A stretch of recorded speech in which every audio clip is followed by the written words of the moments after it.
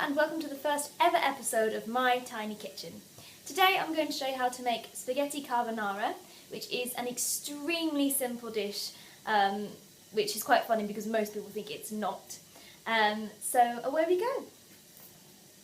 So the first thing you'll need to do is measure out how much spaghetti you need. If you're anything like my boyfriend, I'd normally say 4 to 5 bundles of tagliatelle for him. I'm actually gluten intolerant, so I have to have a separate pasta, so I just use about a cupful of gluten-free pasta. As you can see, I've already set mine on the boil here. That's the first thing you need to do because this dish is so quick to cook, it will be done by the time the pasta's finished. You will need 3 eggs,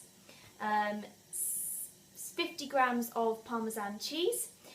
It comes in a sachet of 60 grams, so I just use that and sprinkle the extra on top at the end. You'll also need 75 millilitres of cream and some bacon. I normally use this much in one meal. And you'll also need some pasta and 2 cloves of garlic. So the first thing you need to do is crack 3 of your eggs. You need to crack 2 of your eggs into the bowl, like this. The egg white of the 3rd egg is the most crucial part. This is the part which makes your carbonara taste like it's come from a restaurant. Honestly, it just gives it such a light, delicate taste at the end. The only thing I would say is don't make it for pregnant people because it is raw egg going into the meal near the end of the meal. So with your 3rd egg, you need to crack that open, and to get the egg white separately, just pour it from one shell to another, keeping the egg yolk inside the shell. Once you've done that, pop that to one side and put the remaining yolk into your mixing bowl.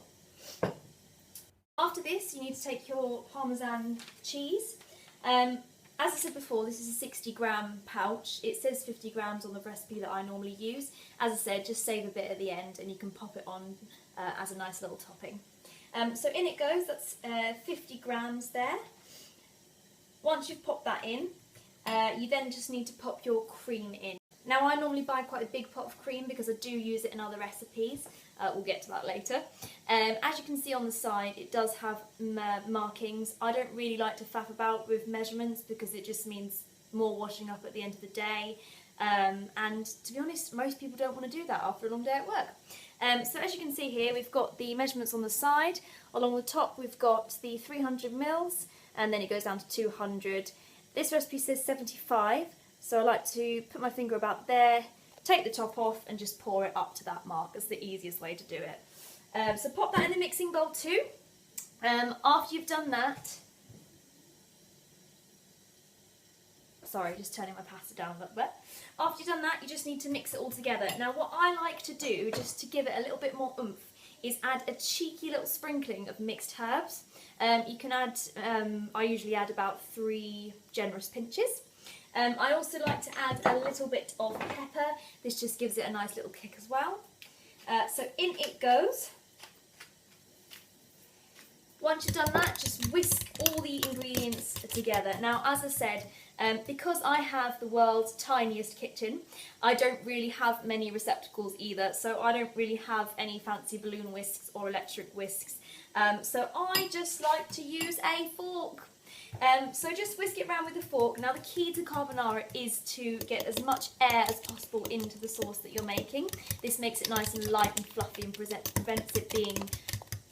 This makes it nice and light and fluffy and prevents it being thick and gloopy and heavy and stodgy, which we don't want. Right, now this is the tricky bit. You do need to be quite fast with this last section. You've now cooked your bacon. Just cook it till it's nice and lightly browned. Once that's happened, you can add your garlic in. Don't make the mistake that many people do, which is where you add the garlic first, because that causes the garlic to burn and then it won't taste as nice. So you add the bacon first, make sure it's fully cooked, and then add the garlic in afterwards, just till it's nice and lightly browned. By this point, your pasta should have finished cooking, hopefully. I know my gluten-free has, because it cooks a little bit faster than normal pasta. Now, I should have said before, once you've got this all ready, you do want to make sure that you've got your plates out ready because it is quite a quick transfer, and also your pasta strainer, so I'm just going to do that now. Okay, so I've just had to switch to my laptop because my phone has run out of storage. So as you can see, I've now finished cooking the bacon. I've strained both of my pastas and I've put them back into the saucepan to keep the heat on them. Now what you need is your egg white from earlier, and you just need to pop the whole lot over the pasta, or if you've made 2 sets of pasta like me, I'd say split half and half. So I'm just going to pop them over the top now. Half in there and half in there. That's it, just over the top of your pastas there. Next you need to add your bacon.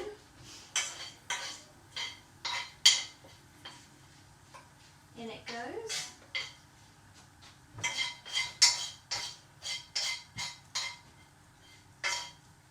I'm really sorry that I've got my back to the screen right now, but it's not very easy in such a small kitchen to keep facing you guys.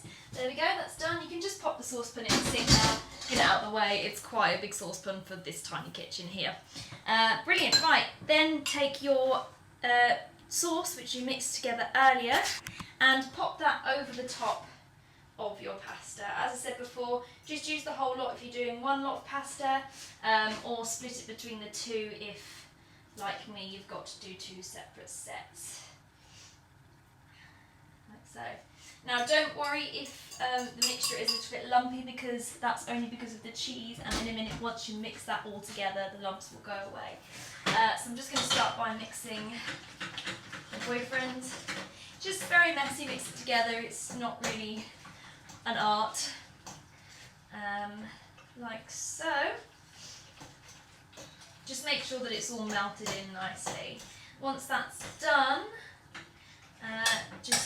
once that's done, it is ready for plating. As I said, you want to do this quite quickly, because it is a dish which does tend to cool down quite fast. So you want to get it plated and served as quickly as possible.